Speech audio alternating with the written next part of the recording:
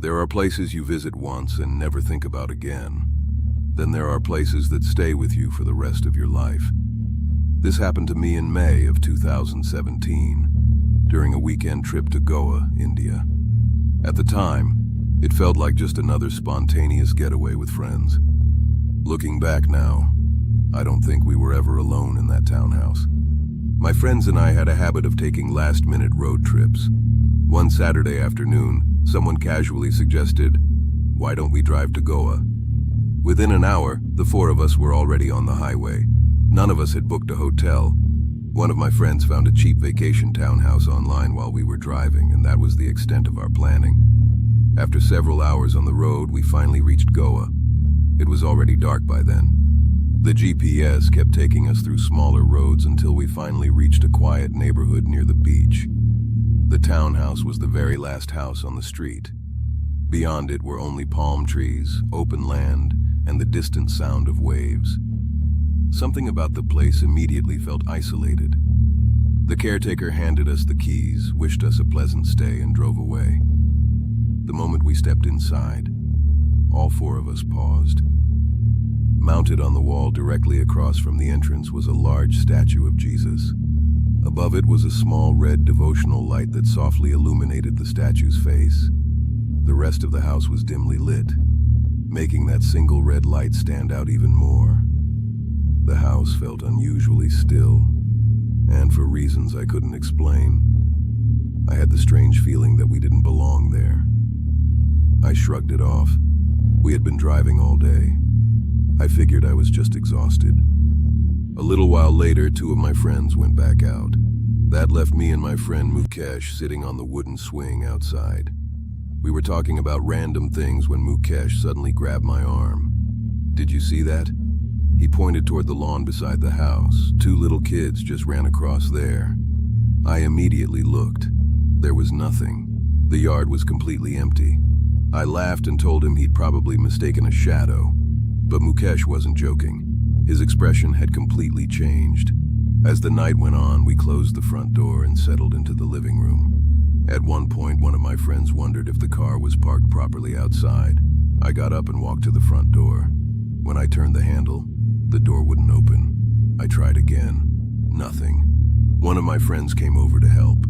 After another attempt, we realized the problem wasn't the lock. The door was being held shut from the outside. We pulled the curtain aside and looked through the gap near the frame. The outside latch had been locked. For a few seconds, none of us said a word. All four of us had been inside the house for well over an hour. Nobody had stepped outside. So who had locked the front door? We tried calling the property owner. The caretaker wasn't answering either. Then, without anyone touching the door, we heard the unmistakable metallic click of the outside latch unlocking. Every one of us looked at the door. Slowly, I reached for the handle. This time, it opened without any resistance. We stepped outside immediately and looked around. The front yard was empty. The street was empty. Not a single person anywhere in sight. None of us realized the worst part of that night hadn't happened yet. By the time we finally went to bed, it was close to 1 in the morning. I don't know how long I'd been asleep when I suddenly woke up. The room was completely dark. I glanced at my phone. It was a little after 3 a.m. Then I felt it. The mattress beside my leg slowly sank, exactly the way it would if someone had quietly sat down on the edge of the bed. I whispered, "Mukesh?" No reply. I reached toward the edge of the bed. There was no one there. Mukesh was still asleep in his bed across the room. The door was closed. The windows were locked. I couldn't explain what I had just felt.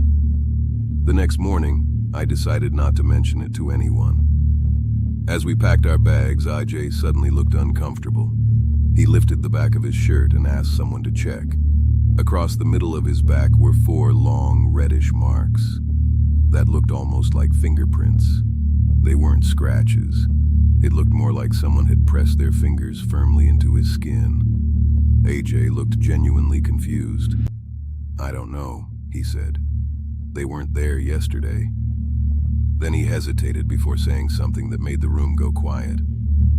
I didn't want to tell you guys last night because I thought it was just a dream. While I was sleeping, I felt someone grab my back.